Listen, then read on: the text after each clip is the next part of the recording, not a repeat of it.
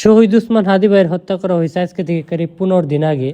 আমি জানি আমার মতন 5, 9, 15টা লাইক পাওয়া মানুষের এই বিষয়ে কিছু কথা বলি বা না বলি কারো কিছু যায় আসে না, কিন্তু ভাই সত্য না বললে থাইকে পারলাম না। মনে অনেক কষ্ট লাগে যে এমন একটা দেশে জন্ম নিছি যে দেশে নাকি মানে কোনো কিছুর বিচার হয় না, যে দেশে মানে কারাপশনে ভরা, যে দেশের মানুষ একে অন্যজনকে মানে কীভাবে অন্যজন কী করে কী বলুম ভাই, বলার মতন কিছু নেই। মনে অনেক কষ্ট, মনে অনেক কি মাঝে মধ্যে তো মনে হয় যে ঋণ নিয়ে হইলে বাদো ভাই এই দেশ থেকে ভাইয়ে যাই। ঠিক আছে ভাই, বলার মতন কোনো কিছু নাই। এত মানে মানুষ এত নিচে কীভাবে নামে এটা আমি বুঝি না। সব কিছুই থাকতো মানুষ, ভাই কি বলুম, এই ভিডিওটা যখন আমি রেকর্ড করতেছি বা শ্যুট করতেছি কালকে রাত্রে থেকে মানে এমনি নানান ধরনের টেনশন উপরে থেকে এই মানে একটা জিনিস দেখার পরও জানি যে এটা অন্যায়, তারপরও এটার সাপোর্ট আমি কীভাবে করি, আর জানি যেটা অন্যায় এটার বিচার হওয়া উচিত, তারপর আমি কথা না বললে কীভাবে থাকি। আমি বারবার বলতেছি আমি কথা বলি বা না বলি তাতে কিছুই যায় আসে না, কিন্তু ভাই কথা বলাটা দায়িত্ব মনে করলাম, কথা বলাটাই মনে করলাম, তার জন্য বলতেছি।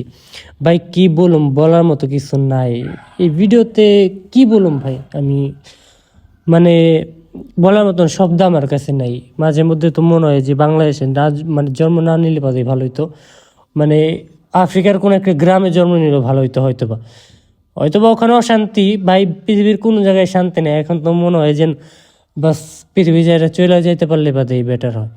মানে এতই ভালো লাগে, নিজে একে তো নিজে খারাপ, উপরে থেকে পৃথিবীর সব কিছুই খারাপ। মানে ভাই বুঝি না কি করুম না করুম, না পারতেছি কিছু করতে, না পারতেছি কিছু সহ্য করতে। এত মানে এই চারোদিকে কিছু বলার নাই, কিছু করারও নাই।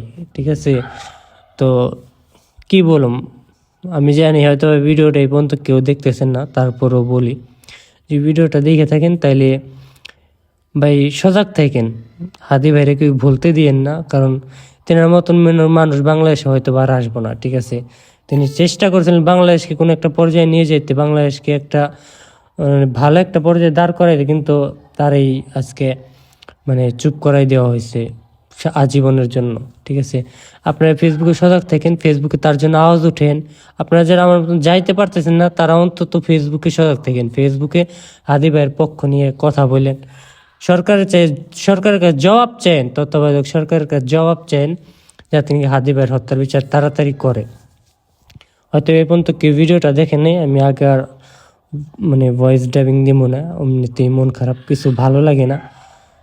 মানে এই ভিডিওটা যখন আমি এখন রেকর্ড করতেছি আমার মানসিকতা কি, আমার পরিস্থিতি কি একমাত্র শুধু আমি জানি। ঠিক আছে, তো সবাই ভালো থাকেন, ভালো রাখেন আপনাদের চারপাশ। আসসালামু আলাইকুম ওয়া রাহমাতুল্লাহি ওয়া বারাকাতুহু। আল্লাহ হাফেজ।